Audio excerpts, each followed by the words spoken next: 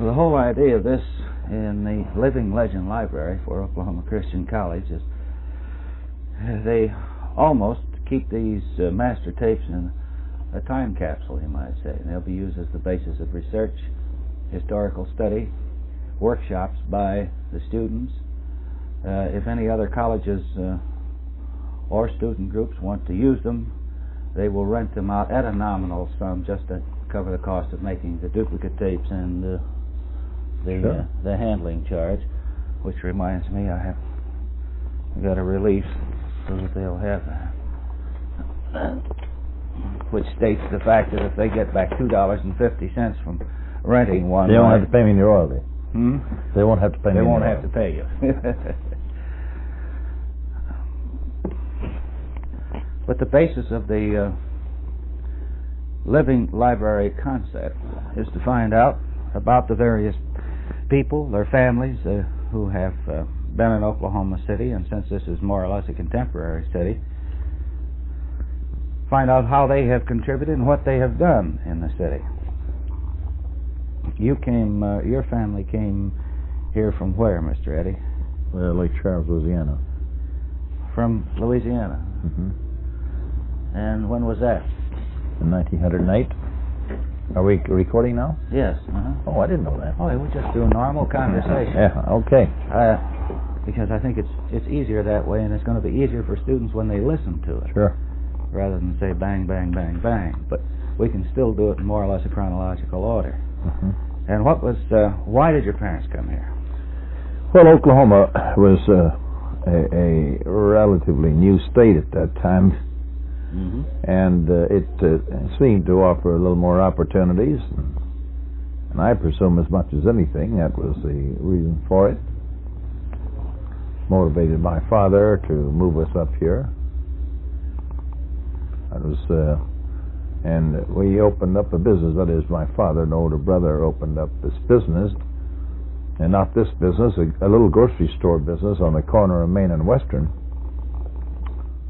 In May the 11th, 1908, and later on, a few months later, began handling a little feed, and it wasn't long until the grocery business was discontinued and the feed business was expanded. And this business of ours today is the outgrowth of that beginning. Where'd the feed come from in those days? Well, back in those days, the only feed that there was the byproducts of flour manufacture. It might interest you to know just about how this thing started. Back in those days, everybody baked their own bread. There was no commercial bakeries then. Right. And consequently, flour business was a big business, and the grocery stores sold a lot of flour. In fact, they didn't know what a sack of flour weighing less than 24 pounds was, and they sold more 48-pound bags than they did 24-pound bags. And now they buy it in a little 1-pound package or thereabouts. And anyway, my folks were located in an area where they sold a tremendous amount of flour, and one of their customers who traded there came in one day and said to them, you buy a lot of flour. It would seem that you could buy some bran and shorts for me from the flour mill that you buy your flour from, and save me money, and at the same time make yourself a little handling charge. So my brother, who was taking the lead at that time, suggested, well, certainly, I'll order you a half a dozen bags if you like. And so when the delivery was made, they told him to leave it outside because the man would be back for it that evening, and he knew he was bringing it in. Well, it happened to be that that was quite a busy corner, and nearly everyone was driving a buggy, and that's their only means of transportation back into home and to town and back and forth. So he sold those 6 sacks to people who saw the feed sitting there and stopped by and bought it because they thought he was selling it. He's offering it for sale because we had it laying out there waiting for this man to pick it up. Well, that gave him an idea, and so from that moment on, he was in the feed business and gradually got out of the grocery business, and that's where it started. Now, other than that, they fed whole grains or ground grains. They didn't know anything about scientifically formulated feeds such as we have today. We have a feed for every animal and a feed for every age animal, so to speak. And we actually take better care of livestock than a lot of people take care of their babies, because a child, you know, can be choosy about something that tastes good and something that doesn't taste good. An animal just has to eat pretty much whatever you give them, and consequently, knowing what is best for them, that's what you give them. And we began adding vitamins and drug additives of one kind or the other in our feed formulas a good many years before they become popular for human consumption. That's amazing. Yes, it is. It's been quite a transition in the business then, from those first sacks of grain out in front of the eddy store. It certainly has, and I can remember distinctly that back in the late 20s, we used to buy cod liver oil and 25 barrel lots, 55 gallons to a barrel of cod liver oil for the purpose of adding into our poultry feeds for the vitamin D contents, which we felt was essential to the growth of baby chicks. Now, you know, they've always given cod liver oil to babies to prevent rickets and the like of that, which, because of its high vitamin D content. Of course, now they've got it synthesized to a point where you don't need to buy it in barrel lots. You buy it in minute quantities because of its stronger potency. And then they've developed a lot of synthetic vitamins of one kind or the other. But back in those days, you rarely heard of cod liver oil, only in rare occasions to say, well, yes, we give the baby a little cod liver oil because the doctors prescribed it. That's what I meant when I said that we began doing research and doing these things for our poultry formulas long before these vitamins were popular for human consumption. Who was engaged in that besides, was it your father and your brother? brother? My father and older brother. Of course, I was just a mere lad then, going to school, and we started mixing chicken feed in a wash tub.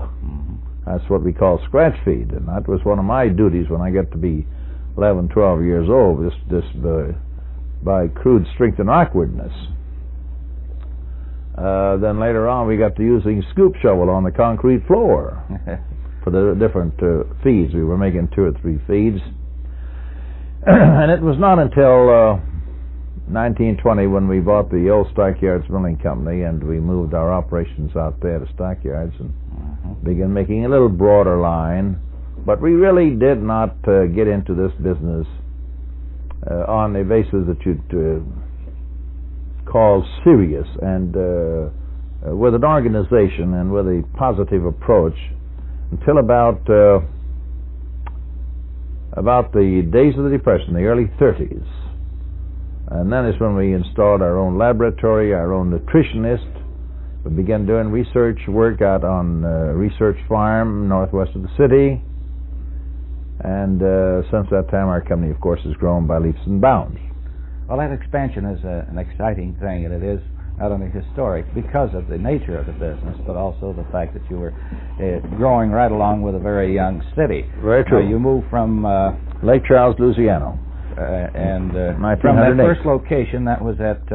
that's the northeast corner of Main and Western. Main and Western. I think there's a filling station there now. This was just a little 12.5-foot front building by maybe 40 foot deep. And you went out to Stockyards, huh? Then we went out to Stockyards, yes. And then from Stockyards we came here in 29, bought the old Belt Mill and Grain Company, and in the course of a few years tore all of it down, and all the construction we have out here now is what we have replaced ourselves. Where were you now, as far as this business is concerned? Were you among the first here in the city? 1908? That isn't too... well, you see, Oklahoma had just been admitted to the Union about a year. It was 1907. Oklahoma was admitted to the Union. However, it was the people came here in 1989. In the run of '89, yes. And I remember when we came here, the population here was about 35,000 people. I later on found out.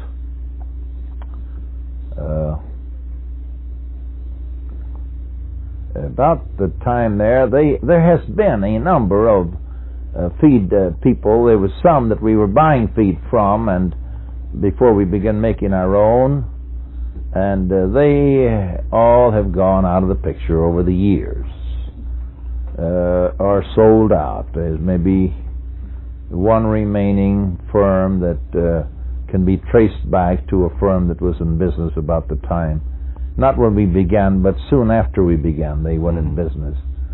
But it's been sold a couple of times, so you'd hardly say that it's not at all the same concern. Was this name Superior? Does it go back? No, we called it, originally it was the Eddy Feed Store, and then it was the Eddy Mill and Elevator Company when we got stockyards. Then we came here in 1929 to this location on South Robinson. We changed the name to Superior Feed Mills because that seemed to coincide with our brand name of our products. Our products are branded Superior, so we felt Superior Feed Mills was much better than when did you establish the farm?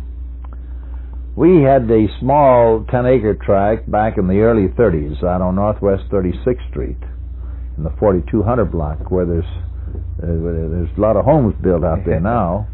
But in about 1948 or 9, we moved it out to a 160-acre farm on the Northwest Highway. All right. Been there ever since. That's quite an expansive layout. It's expansive and expensive, if I may say. It cost us a lot of money to carry this on, but we feel that it is rewarding. We learn things there in a practical way that you cannot learn out of books. We have an opportunity for our users of our products to go out and see how we think it should be done. So it's not only experimental farm, but it's a sort of a demonstration farm. I think I should tell you, though, Frank, that our family sold this business out in 1961, but the average person would never know it because our organization remains intact. I recall when I took the Doyle Corporation owns our company, but we're still operating it just as though we owned it. It's still... who's left in the family now, Mr. Eddy? Well, I have two nephews. The sons of my late brother, who passed on in 1950, and myself are the only male family, only males in the Eddy family. How long did your parents live? Well, my mother died in 1939, and my father died in 1927. Both of them are buried out here at Fairlawn. Your mother outlived your father. She was quite old, wasn't she? No, she's 70, going on 71 years old. My father died at 67. Well, 71 around here seems to be a young age. Nowadays, yes, I hope so, because I'm not too very far from that. You couldn't tell that by your activity. Well, that's 10 years ago yet. They must have been hardy characters, weren't they? Well, they are. Yes, I would say that to survive in those days, you had to be a very rugged individual. You sure did. I think you can tell from my mother's portrait there that she was a hardy person. Quite a lot of character. Yes, I've had that comment made hundreds of times, I guess. And she, like most mothers, you know, ruled the roost as far as we kids are concerned. Right. And she probably did up to her dying day. Oh, yes, indeed. Yes, indeed. The fact of the matter is, she never saw me smoke a cigarette until after I was married. Yet I had been smoking for 5 or 6 years without her knowing it.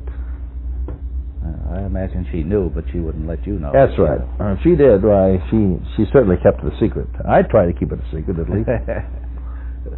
You've had some interesting experiences since we're talking directly with you, and, of course, in reflection, and a fine reflection with your family and the building of the business as it is, and it's become quite a name. And I sure enjoy, among many others, those superior eggs for breakfast. Well, I'm delighted to know because, that. They hit the spot. Yes, sir. Well, we try to see to it that nothing but the very best quality of grade A eggs goes into those cartons.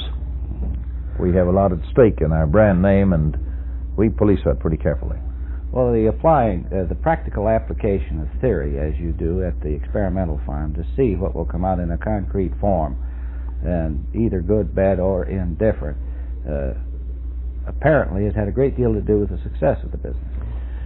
Well, there isn't any doubt. However, I might say that in recent years, our agricultural colleges throughout the country have made great contributions to the formulation of formulas that are high production formulas. For instance, I remember 30 years ago, 35 years ago, the average hen in the United States produced, as I recall, produced 60 eggs a year. And that was pretty much during the spring of the year, just before hatching season. Now, I would say that the average is something over 200. And it's not at all unusual to find a hen house that will average over 200, with individual birds going up as high as 235, 40, 45 eggs per year. This is the result of improved breeding and genetics and improved feed. First comes breeding, then comes feeding. It takes these two factors combined to produce the results. Now, the same has happened in milk production, in beef production, in pork production over these years. So we feel that our industry has made a great contribution to the economy of the country. It's rated as the 11th industry in the nation. Now, that is a fact that few people know. Perhaps because they don't get into it, they're not oriented to the type. Well, there's such a small percentage of the overall population that has any interest in agriculture. It's really not that dramatic, actually. That's right. Yeah, it's not very colorful. It's very true. Well, then you went to school.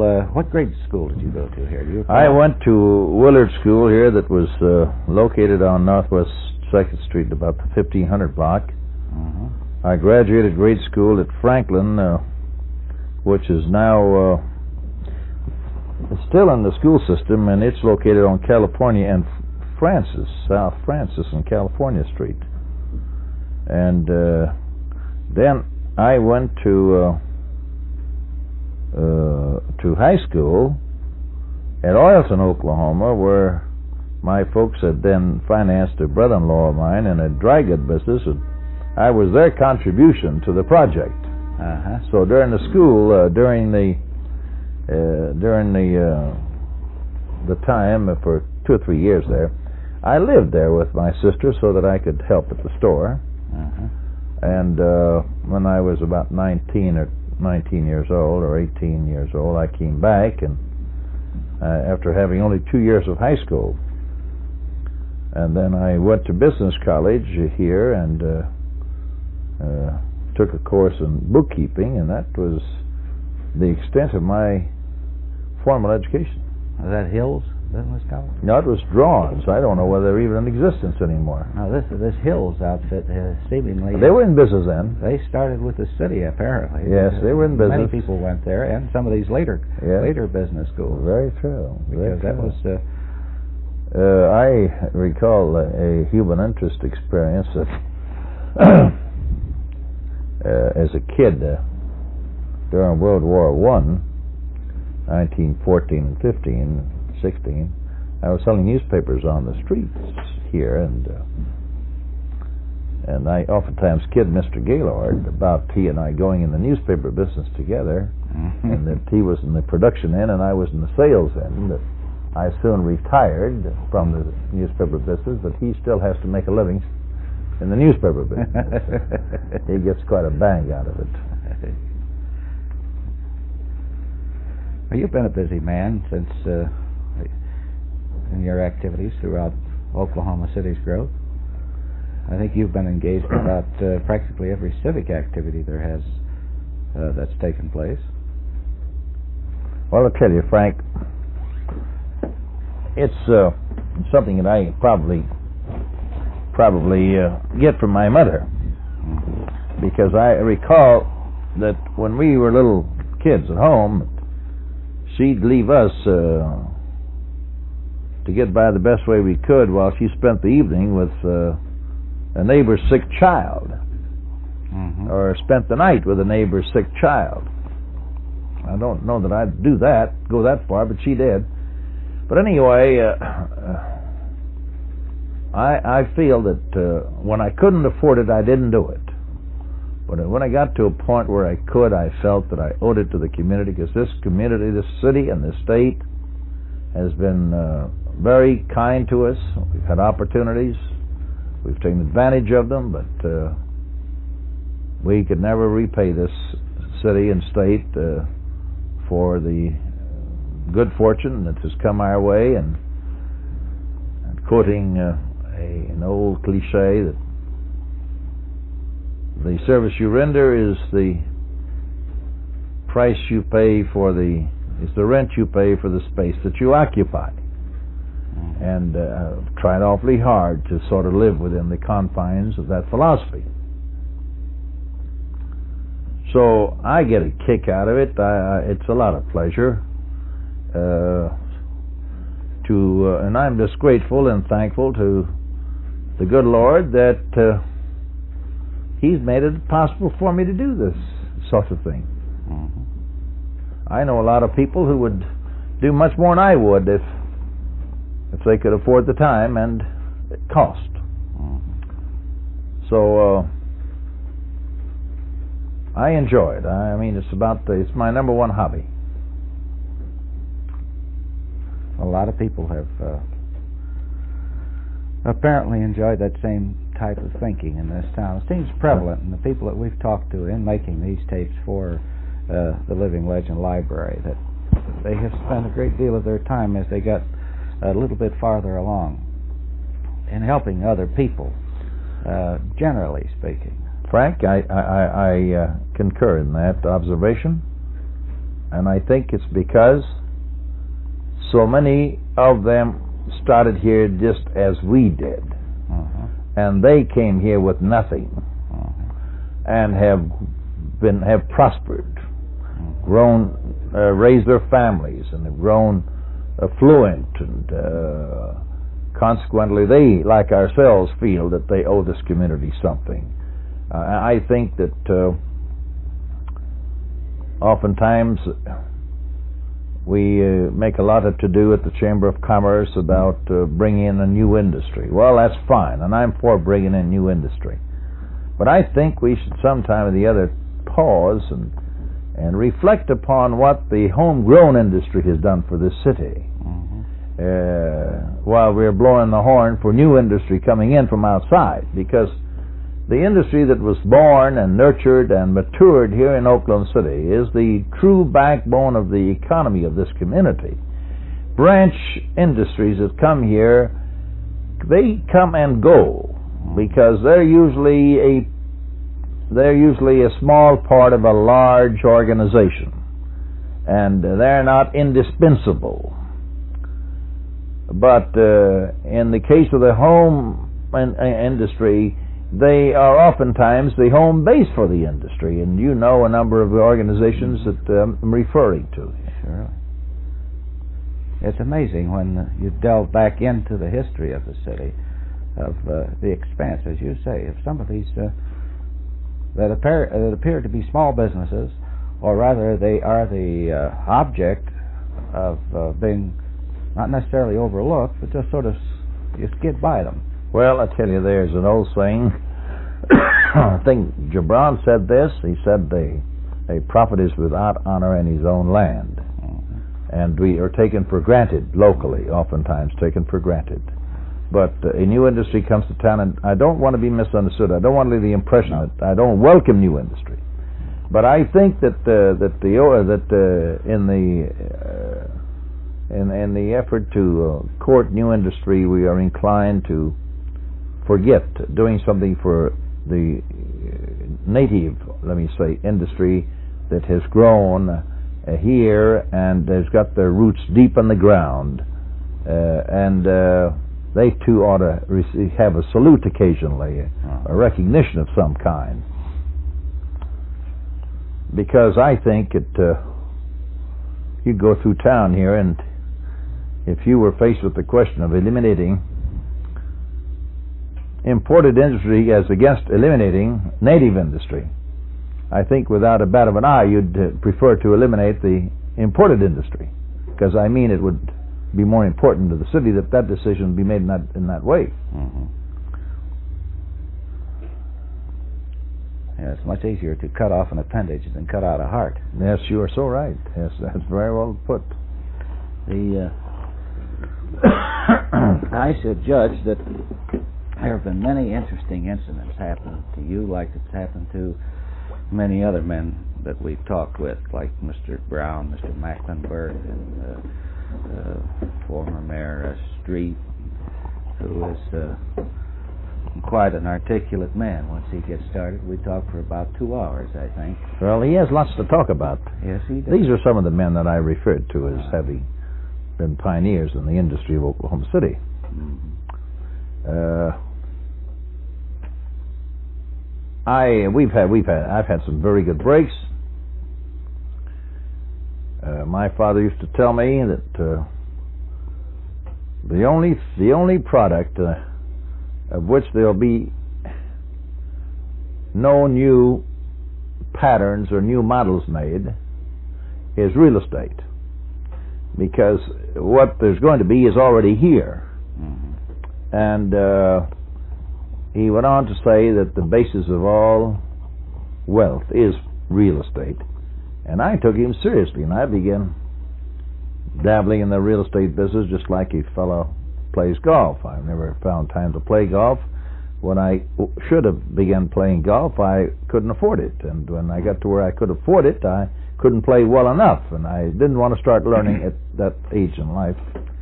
So this has been my hobby, dealing in real estate, and then got involved in the banking business somewhat by accident, but it has been most interesting and intriguing experience. Well, the latest involvement in real estate is going to be a magnificent structure. You referred to the Citizens Bank Tower, I think. Bank Tower. Yes, yes, that's going to be something. We, frankly, all of the fellows who are interested in that, like C.R. Anthony and Lou Mecklenburg and Myron Horton and V.V. Harris and many others, are equally as proud of that as I am. That's going to be 20 stories. We start out at 19, we since decided to make it 20. It's an easier number to remember. Uh-huh. And it'll be the only suburban building with covered garage for its tenants' automobiles. Mm-hmm. We think that's going to be a plus item. Well, it's a rather challenging architecture on that building. Yes, we think that the rectangular, so commonplace, that office buildings are like apartments. Unless you can build an apartment that's a little bit better than those that are existing, you better move to another area. Mm-hmm. And unless you can build an office building, it offers something plus over and above what is available to potential renters. Well, you just better go and build something else. Yes, we live in an era of constant progress, and you've got to be improving every day. And chances are, when our building is completed, soon thereafter, someone will build a building and will make ours look a little obsolete. That's been true all the years, and I guess it'll always continue to be true. Yes, I'm quite proud of that. But the architecture of that building is exotic, but we felt that it had to be of a kind that would blend satisfactorily with the architecture of the Citizens Bank across the street. Mm-hmm. Because all of us who are building this building are substantial stockholders in the bank. Mm-hmm. Now, I don't mean by that all the bank stockholders are interested in the building. That is not true. But all of the owners of the building are interested in the bank. So we wanted it to appear as one complex, so that the bank building would complement the office building, and the office building would complement the bank building in return. Oh, that's quite a shot in the arm for that particular section. I think so. I think it's neighbors have already expressed a lot of interest and a lot of pride in it. Mm-hmm. And it reaches out, although it's not quite suburban at 23rd Street. It's sort what of you call uptownish. It's a tentacle of the downtown area. Right. Yeah, no, you wouldn't call it suburban. No, it's what we'd call uptown, I think. And of course, with the projected redoing of the downtown sometime in the future, and that's a modest. Well, I think so. I mean, it's. I think that a downtown is something that has to be alive, or the city is dead. Mm-hmm. I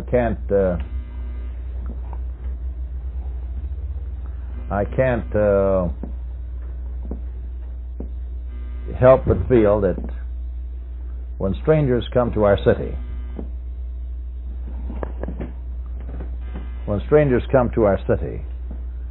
and walk up and down Main Street and see empty buildings, that they go away with a bad taste in their mouth and a bad opinion of Oklahoma City, even though our suburban area is thriving and is just doing a bigger business than ever before. Mm-hmm. Because so many of these people never have a chance to go out into the suburbs.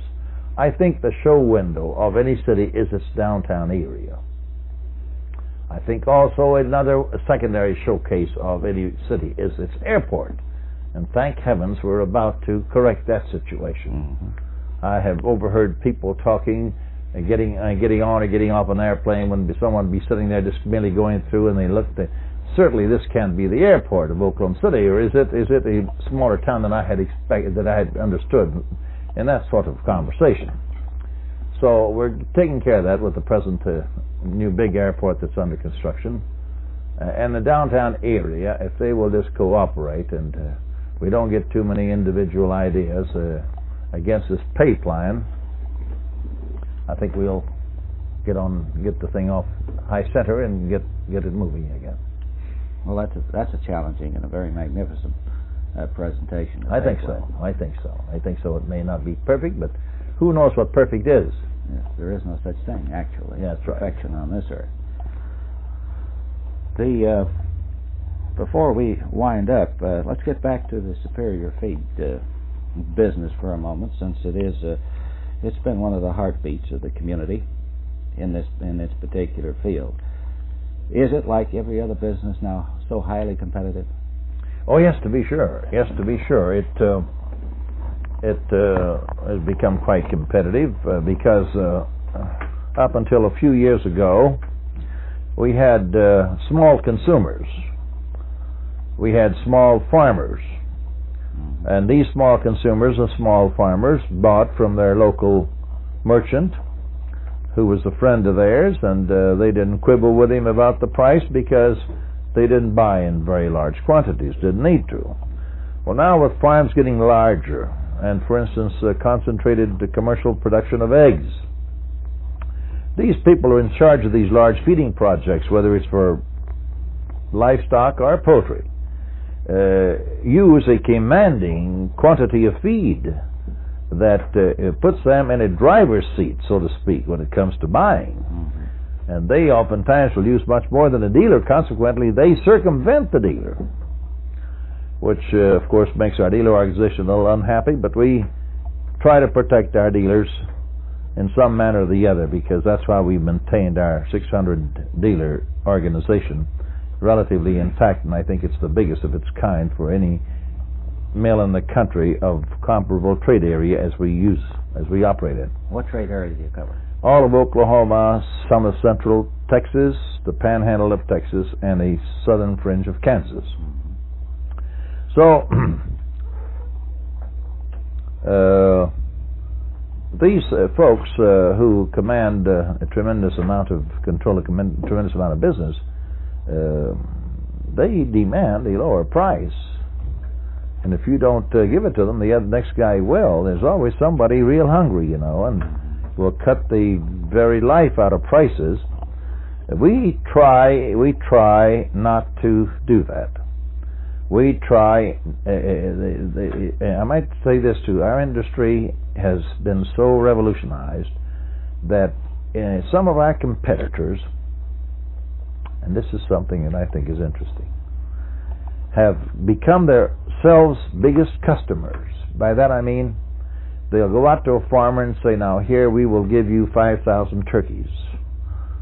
These are our turkeys, you raise them, and we'll furnish the feed for them.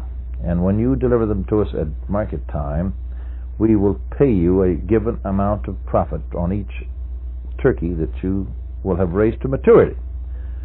So they control the source of supply for the poult, they control the feed, they furnish the equipment, then they have to take the turkey and process it and market it as meat or process it on foot. And our company has never gone in for that sort of business because we do not think it's economically sound. We think it's somewhat of a step of desperation. When people don't enjoy a satisfactory volume, they become panicky and they'll do things that they normally would not consider at all. We have not done any of that. We have not done any of that. Because we have seen in recent years things happen that we'd previously predicted, and that is that a number of our friends in this industry have gone broke because of careless, or maybe I should say ridiculous, credit extension, one kind or the other, either in contract farming, such as I just described, or in cases where the farmer buys the birds or the animals, but they furnish him all the feed. And then disease hits them, and half of them are gone, and the fellow hasn't got any. They can't pay you because he doesn't have enough stuff on hand to sell, and he has no money of his own that he can pay you, and he wouldn't if he could, because usually these sort of semi-financed deal, they figure, well, the farmer can't afford to take the loss, let the mill take the loss. So we've stayed out of that. We have stayed, therefore, with our dealer organization, believing that our dealers at their level, at the territory level, knows the trade. They know the people by name. They've been raised there, many times born there. They've gone to school there. They go to church there. They can better serve that community. And we prefer to maintain them, and we have. We've done, we think, a superb job in holding them together. We don't add any more dealers. We're losing a few of the jackrabbit type of dealers that you'd better off without. But the aggressive and hard-working dealers that we have pushed them along and encouraged them to expand, and they made bigger and better dealers than ever before. So out of every bad situation, usually something good comes out of it. So we think that this is going to resolve itself, and we can't help but feel that our industry has a great future, because food is the end product of our products. Food is the end products of feed. And with our population explosion, authorities in the field of predicting and statisticians tell us that the days when we will have agricultural abundance in this country are numbered. We are not going to have wheat to give away and grain to give away and butter to give away in the future as we've had in the past, because the trend of our population increase, if it keeps up as it has been going the last few years, was going to require all that we're capable to produce, and that is why There's going to be a great future for the man who's producing milk, eggs, milk, and meat. And that's why we feel that our industry has a future, our dealerships have a future. And the farm people who stick with the farm and not rush to the city as many of them have done have a future in the farming business. Well, that's certainly keeping the human aspect into a highly competitive business as opposed to many other businesses today. Yes, I would say too, Frank, that we are running into this situation. Farmers who used to be able to raise a family and make a living on 160 acres now are farming with the help of machinery 640 acres or even more than that, and they're doing it with pretty much the same help as they had on 160 acres back when they used to use the mule to plow with instead of the tractor as of today. I see a great future for the fertilizer business because now we have so much land. If you want to produce more, just get a little more land. It's cheaper than fertilizing. But that won't be true in the future when we have a squeeze on our agricultural products or our food products. They'll begin fertilizing better. As you know, in Germany, they tell me, I've never been there, but they tell me that in Germany, a man who owns 5 acres owns a ranch. And they'll take out 5 acres, they'll manicure it, and they'll fertilize it, and they'll take such care of it that they'll produce more on 5 acres than some of our farmers will on a quarter section in this country.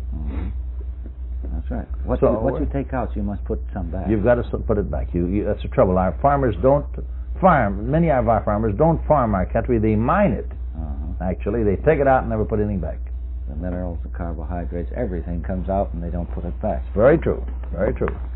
That's quite a controversy throughout the country, and somehow it's going to be resolved, and only through, I suspect, education. I agree, and I think our agricultural colleges are doing a magnificent job. It was my privilege to serve as chairman of the board of regents of the agricultural colleges when Bob Kerr was governor here, and I become to see what was going on the inside. Actually, look behind the curtain, if you please, and they are certainly making a great contribution to our economy. And they're educating these boys, and these boys are going back to farm in many cases. They're farming scientifically, right? And but in a bigger number of cases, they're not going back to farm at all. And we need them. That's what we need. Well, we certainly appreciate your time, and I know the college does.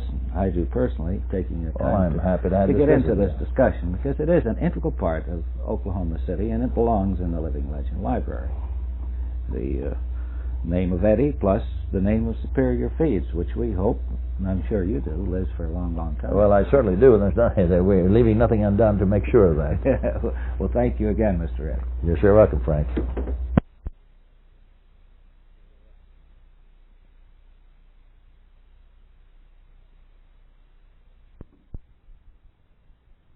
One, 2, 3, 4, 1, 2.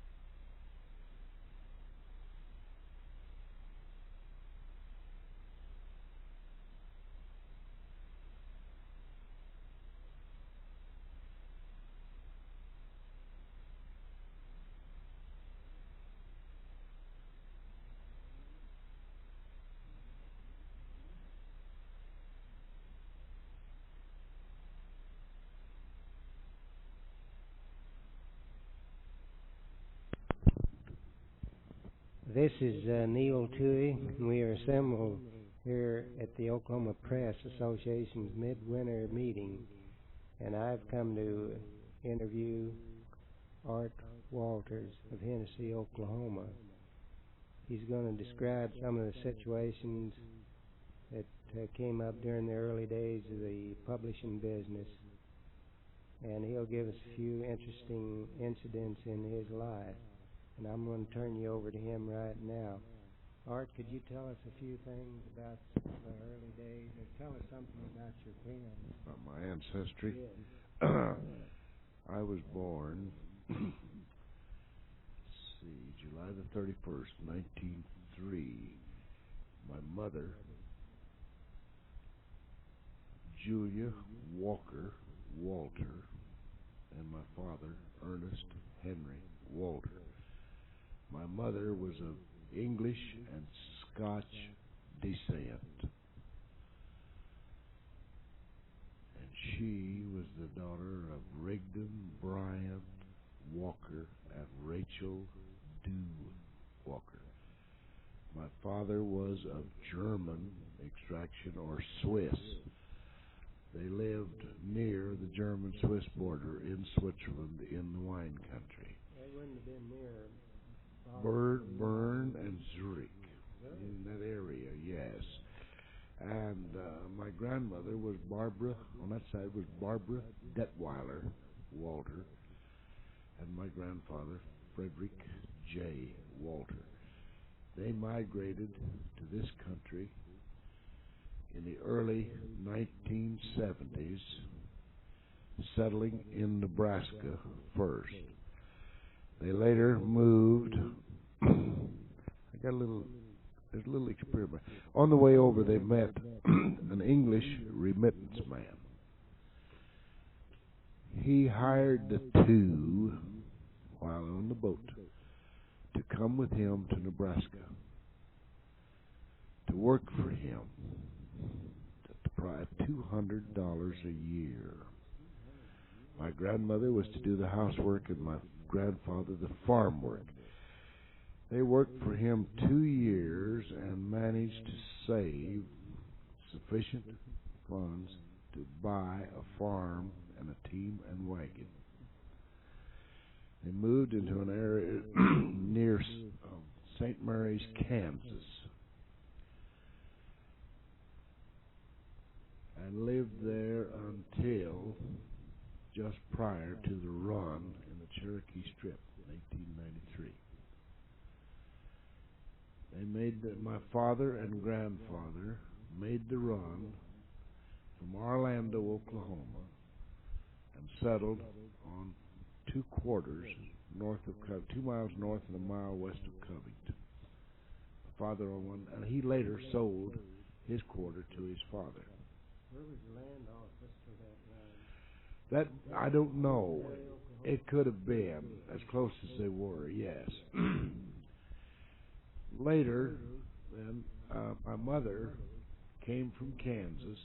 She was born came from western Kansas to the Cherokee Strip north of Enid, about 4 miles north of Enid, and they bought a land with her family. And they bought a farm up there then. Should have been about 1896. After she completed school, she went out to Covington to teach school, a country school, and she boarded and roomed with my grandparents. That's where she met my father. And they got married and went to the new country in southern Oklahoma, where the town of Temple now is. And he drew a farm somehow in that opening. I've forgotten that opening. I don't know whether it was or not. I don't think it was a run. About 3 miles south of Temple. He later sold his relinquishment and moved into Temple. We lived there about 4 years, a little less than that, a good 3, because my youngest brother was born in Walters. We moved to Walters, where he went into the saloon business. He stayed in the saloon business until 1907. Either it's been told to me so many times, or I remember it. I was 4 years old, you see. That town was wild. That night, the town of Walters. What territory was that? It wasn't a state. It was me in Oklahoma Territory. Mm-hmm. Yes. They were building, Rock Island was building the old E&A branch line that ran from Enid out to western Oklahoma, Anadarko, and Lawton, back into the main line at Waurika. And the town was full of about 400 Gandy dancers doing that sellout of that saloon that night, and the other saloons. I don't know how many other saloons there were. But they stayed that way for about 4 or 5 days.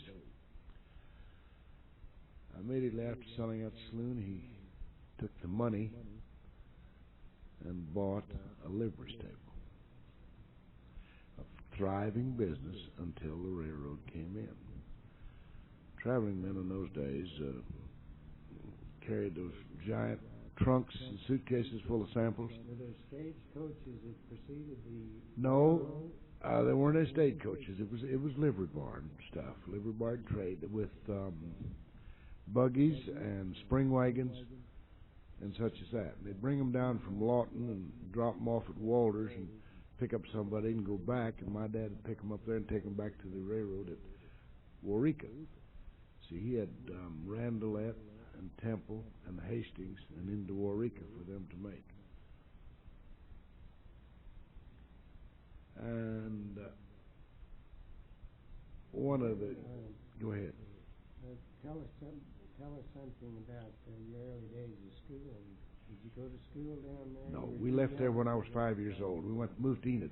I was going to tell you why. My father was a conservative Republican from Kansas, and 90% of the people in that area were from Texas, so they were all Democrats.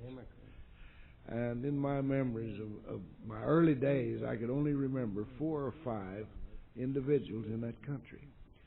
I went back there about 3 years ago to catch an old one that was still alive to ask him why. Those were the only ones I could remember. And he asked me to name them off, and I told him. He said, well, we were the 5 or 6 Republicans that were in this area, and that's why we were awful close together. One of them was from St. Louis, and one was from New York. The rest of them were from Kansas. That was before the days of Buck Garrett. Oh, yes, way before. Buck Garrett was straight south of Ardmore. And I was named for Art L. Walker, former Corporation Commissioner of Oklahoma and Oil Proration Officer for years. Walker? Mm-hmm. I knew him. Art Walker was a young printer down there in that country when we moved down. He was single and was a printer and worked for Etzel on the Temple Tribune. Then later on, he switched to a Democrat and came up here to Oklahoma City and was in politics for years. Stop that a minute and rest and see. We moved back to Enid when I was 5 years old, which would have been in 1908. I started my schooling in Jefferson Grade School in Enid at the age of 6. I attended the first and second grade. Then the third grade at Kenwood, and the fourth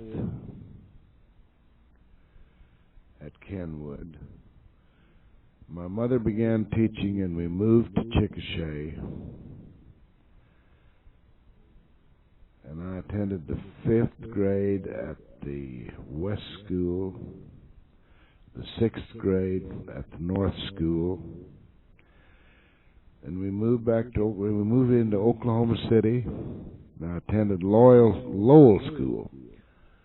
In the 7th grade, my mother remarried again, and we moved to Verdon.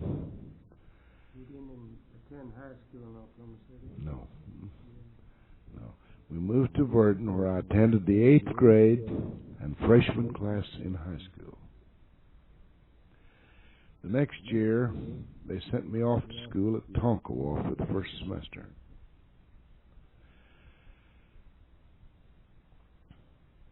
I stayed there one semester and went to Hennessy.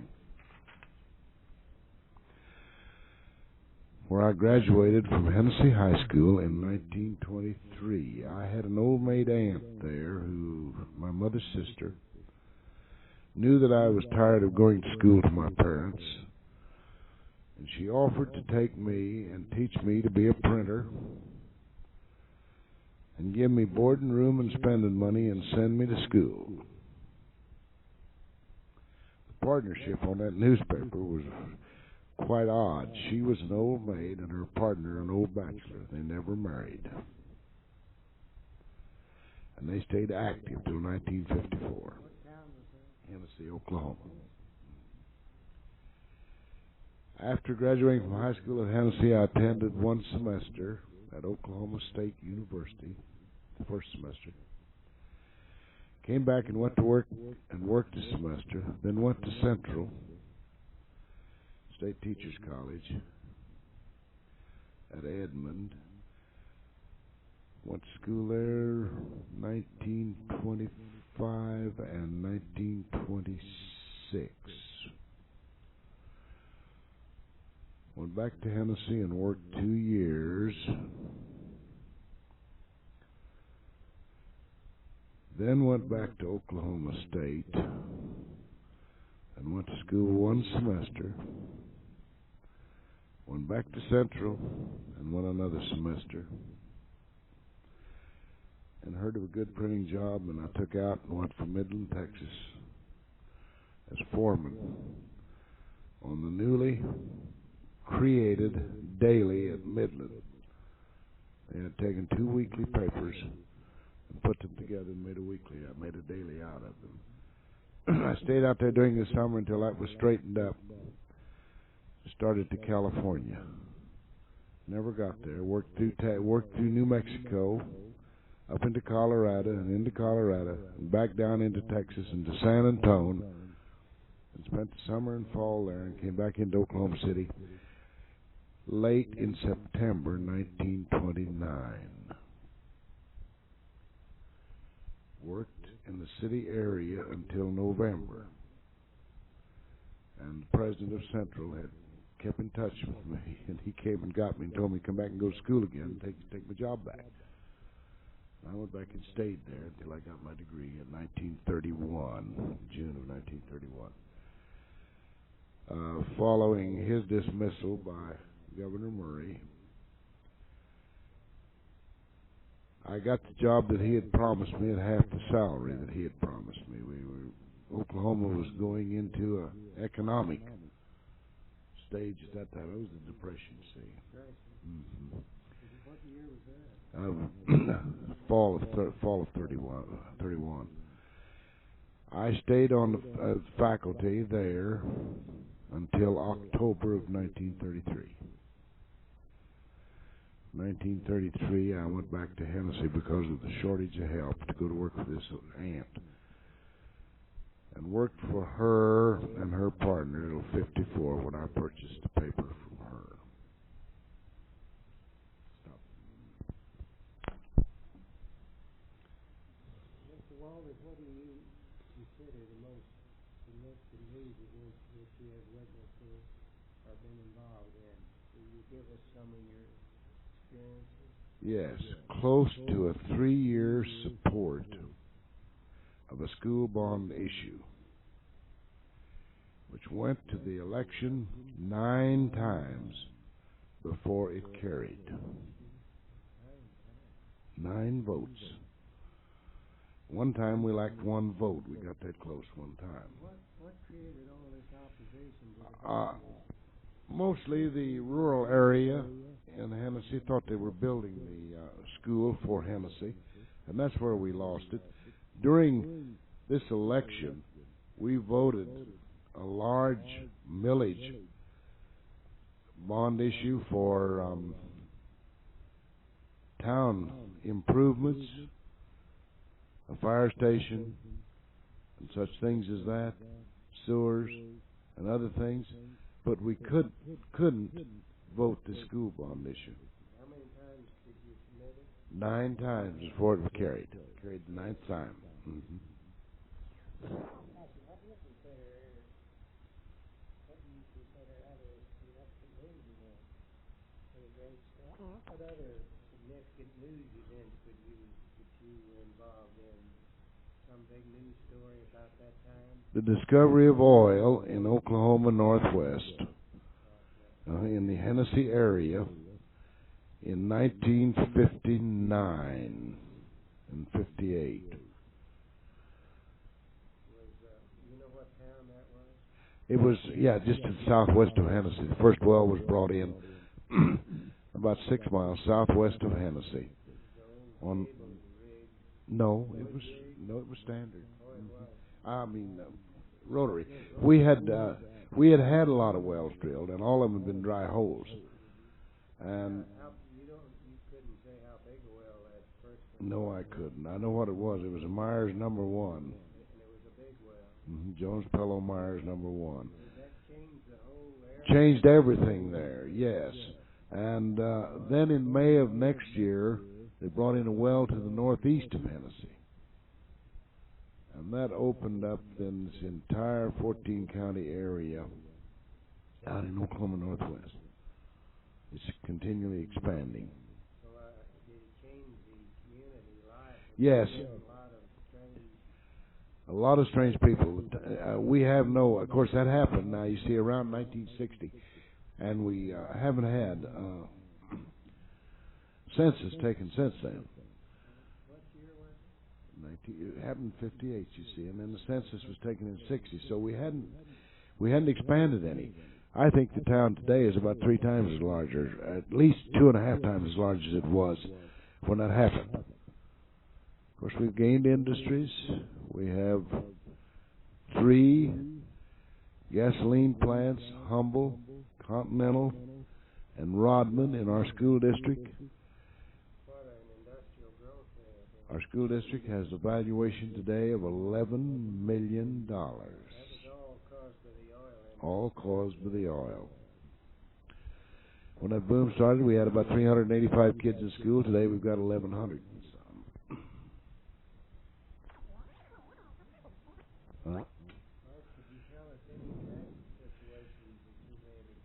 Yes, the slaying of a wife and 5 children with an axe, and then suicide with a rope. I was the first one downtown the morning that happened, and they had called for our night watch, and I went with him 5 miles out in the country. And this man had borrowed an axe the day before, and then that night went up and killed every member of the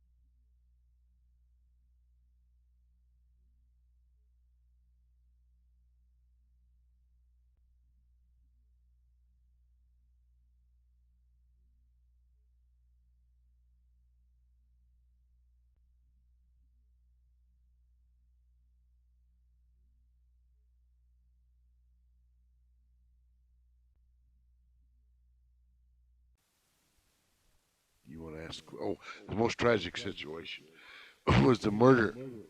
Yeah, was the murder of 5, I believe 5 children and a wife, and suicide of the husband. I came to town early one morning, and the night watch caught me as I came in, and he'd been called out about 5, 6 miles east of Hennessy to see what had happened. We went out there. I couldn't see. I was working on a newspaper. Well, yes. and we couldn't see anybody, and all we could hear was a thumping noise in the house. We didn't know what it was. We started checking, and the first thing we found in the barn was where the husband had hung himself with a rope. Then we started looking in the house. We knew he was clear. We found his wife and 4 children dead, and 1 child not quite dead. We called an ambulance and a doctor. The work had been done with an axe. He had borrowed an axe from a neighbor the day before and butchered a hog, killed a hog, cut him up. Sometime during the early morning hours then, following that, he had killed his entire family. That's it. You don't recall during the early 30s there, when there was much crime, there was pressed to Oklahoma, and the FBI even entered the case to stamp out crime. They called it crime, reign of terror. Did you experience any of that crime? Not a bit of it in the Hennessy area. Hennessy was the luckiest town in the world. There was no bank robberies during that period. In fact, I can't even remember a bank robbery ever having happened in Hennessy. The ways of escape were not good. We usually credited to that. We had a river bridge across the Cimarron 10 miles south. There was no way they could get away to the west other than sand roads, and there wasn't much of a way to get away to the east. It was hard land but dirt roads. And why they passed up Hennessy over those years, we will never realize. You know, during those terrible crime waves, I think Oklahoma had a bank robbery for a week, and I thought maybe they had some there. Yes, I can remember at Covington, 2 banks were robbed on the same day at the same time. Did you go over and cover them? No, I did not. My folks lived over in that area, and that's how I knew about it. And what else you got to ask?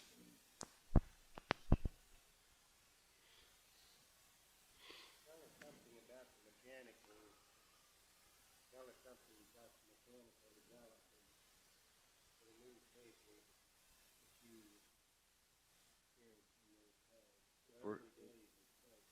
First newspaper that I went to work on would have been in 1917 or 18. Was a hand-set weekly.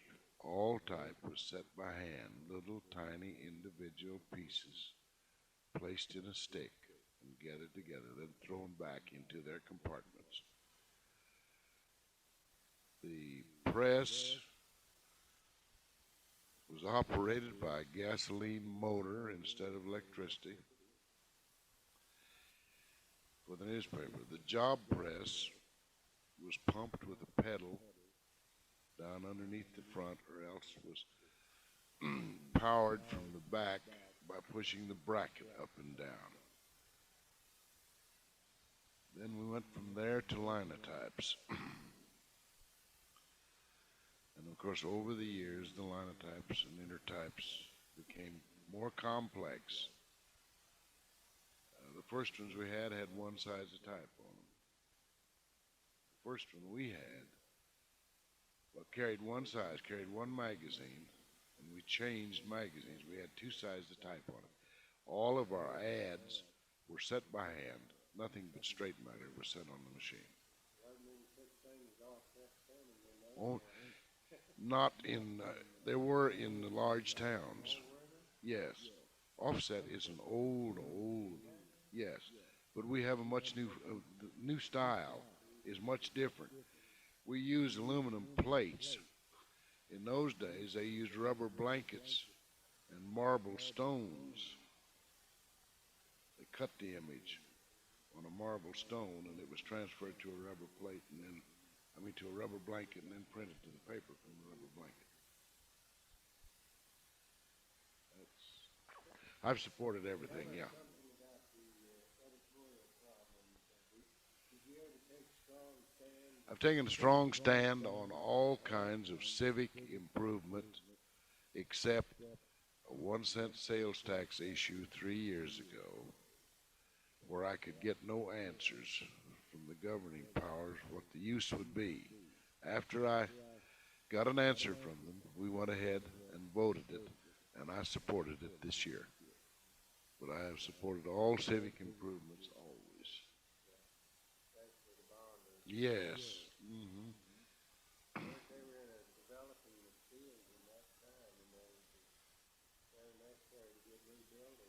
We had to have because we were too crowded. We just couldn't house the children we had. We didn't have room for them at all. We had to have the schools.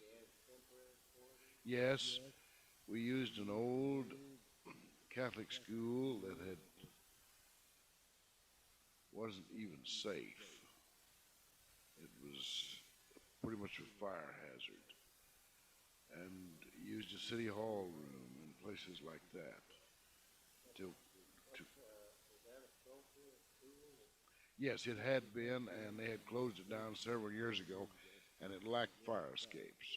I think we built some fire escapes on it to use it, but it was still, it composed of quite a bit of frame. I can't understand the opposition that you run into it. It's so stiff on usually education or bond issues or very easy issues to carry. Well, I doubt if, for one reason, I doubt if any of those rural people had ever been called on to vote a bond issue to build a school. And they thought maybe, to a certain extent, that they were building that school for Hennessy. And they didn't want to have to pay for it. That was it. They had been forced into the Hennessy district.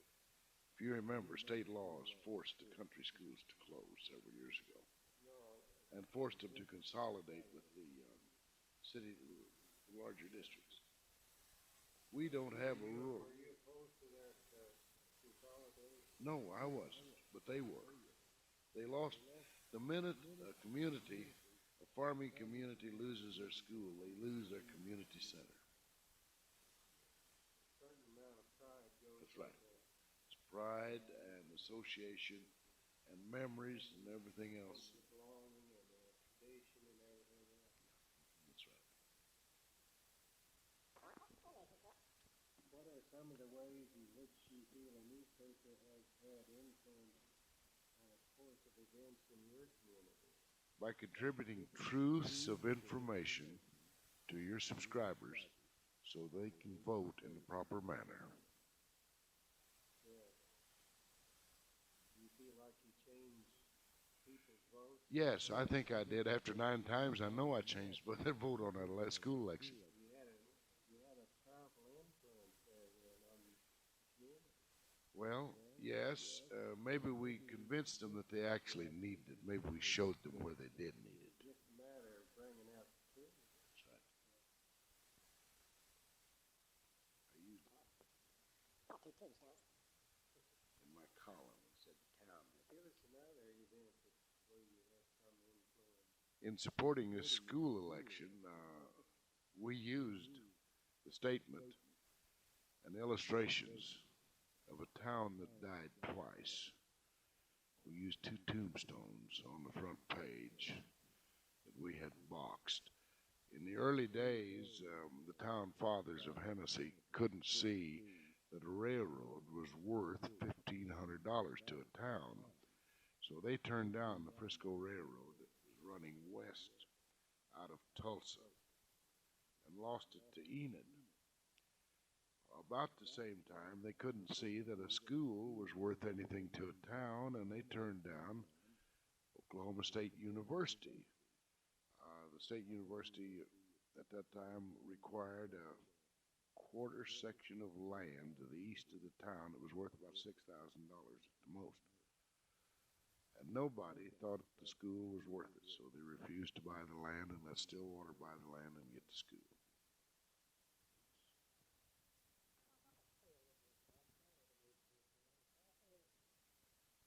What do you feel is the responsibility of the newspaper editor in the community? Could you elaborate on that a little? To inform the citizens of what is happening and what is going on and to protect them in any way that we can. You feel that's locally and nationally both. Yes, sir. That's right. You're not afraid to take a stand. No, I am not. Sometimes it takes a little courage. Yes, my wife used to, when I asked me every once in a while when we were going to have to pack a suitcase and leave town.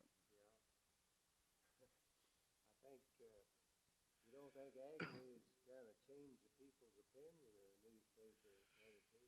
No, I think that they've got to give Agnew something to do, and maybe that's the best job for him.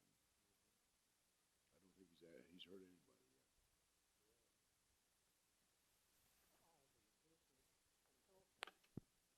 When you were living in Walters, do you recall anything about the cattle industry down there? Any of the ranchers down there? I can remember vaguely the preparedness for the opening of the big pasture for settlement. That country was stocked with cattle, such as Suggs Ranch, and other ranchers in Texas, and they were rounding up cattle day after day after day and branding and cutting and separating. And it was just a big picnic to go down there on Sunday and watch those active cowboys engaged in a day's work, maybe spend the whole day. That was while we were living. Even Walters or Temple. Forgotten the exact date of the opening of that country. 1900. It was after 1903. It was after 1903. Yeah. I think it was about the last opening in Oklahoma. That's about it. You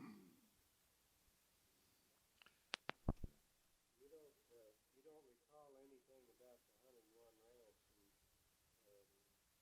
in early days up there when there was a ferry across the Salt Fork? There was a ferry across the Salt Fork just south of the ranch house, the big ranch house. What road did that serve?